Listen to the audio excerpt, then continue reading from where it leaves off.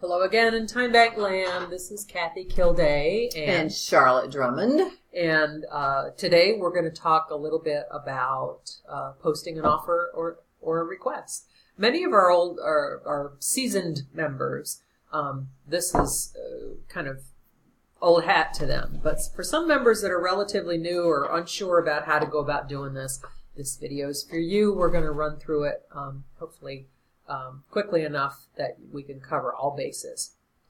So the process for posting an offer or a request is exactly the same.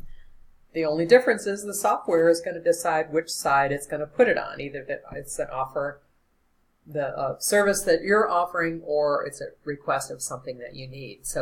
But the steps that are involved are exactly the same. So we're just going to go through doing a request, but know that if I were making an offer, it would go through the same way. So I'm on my home page. I've just logged into my account. And in order to post a request, I go over to the Request tab and add a request. This is the first section. Now, the first thing it wants me to do is it wants me to put it in a category. And as most of you know, there's lots of different categories, and it's kind of a way to compartmentalize the things that are available and things that people are looking for in the software. The software will let you pick multiple categories, but as we try to stress to members, please just put it in one. Pick the one that feels the most right to you. But not miscellaneous. Yeah, not miscellaneous, because that's just too generic. Yeah. But all of these categories will open up into more subcategories, and as you, the more you're exposed to them, the more you'll understand which one it might seem to make most sense with. So the thing that I'm going to use as an example today is to post that I'd like help setting up my new cell phone. So what do you think? Let's say computer. Okay. Yeah, Maybe. Advice, computer assistance. Yeah. Advice, yeah. Maybe. That's as good as... Probably... Oh, wait a minute. Setup configuration, maybe? Yes. Okay, let's try that. Okay.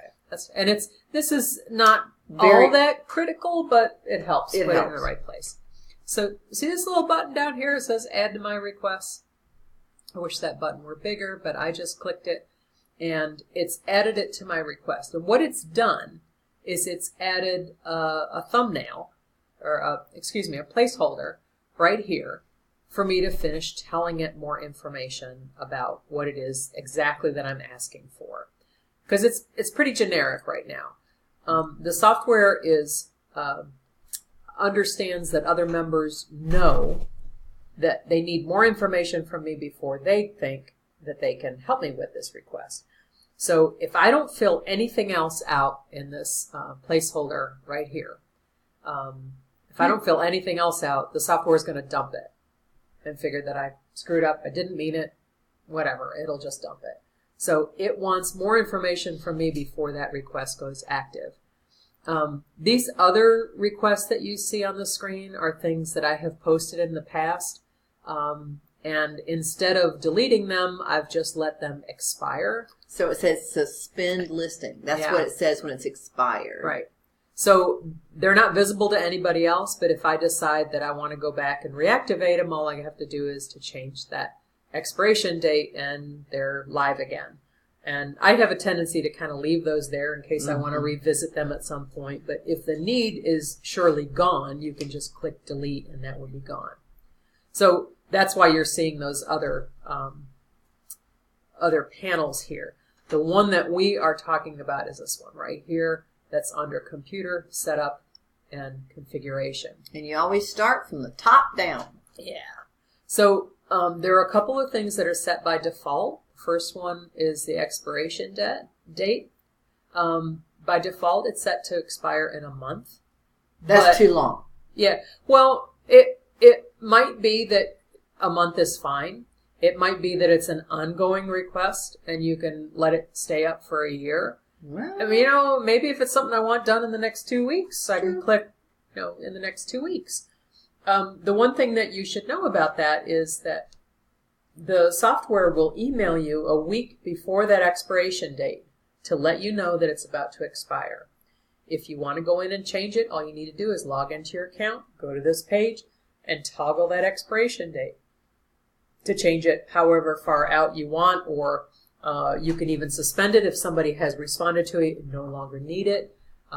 Any of those things, but you're in the driver's seat. You can decide when that's set to expire.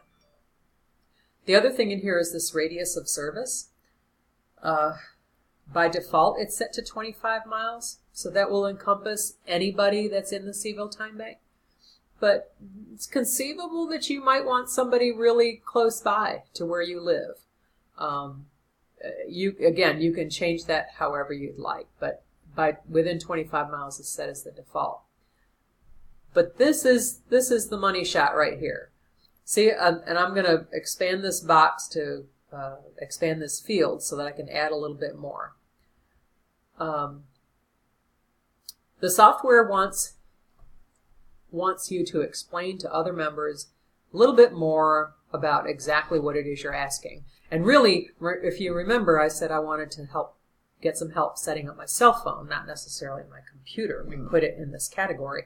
But the first thing I should do is tell people what kind of phone I got. Exactly.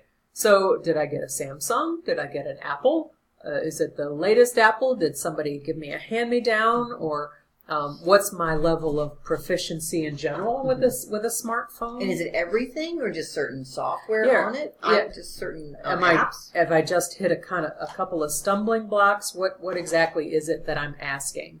One of the nice things to add in there is I like to see in that field is what your available times are. Yes. I like for people to be able to read this section and know really right off the bat whether or not it's something they can help me with. So I might put in here, I need help setting up my new iPhone 7 and can meet this weekend. And maybe I would in real time would elaborate just a little bit more, but for the purposes of the demonstration, we'll stick to that. So I've given it enough information for the software to capture it. I'm going to hit publish. And now it's going to be live on the home page. So if you go back to the home page and go down to requests, there it is. Okay. So if you're browsing on the software and you go, oh, I can help her with that iPhone 7 setup, you click on reply, and the system will generate an email to me, and then you can communicate about whether or not it's something that you can help with. Cool. Good job. But that's pretty much it. Yep. If you need any help with things, please be sure to reach out to us, timebankcville@gmail.com. Or Charlotte Drummond at Gmail. And we'll be happy to walk you through. Thanks. Happy Bye. time banking. Happy time banking.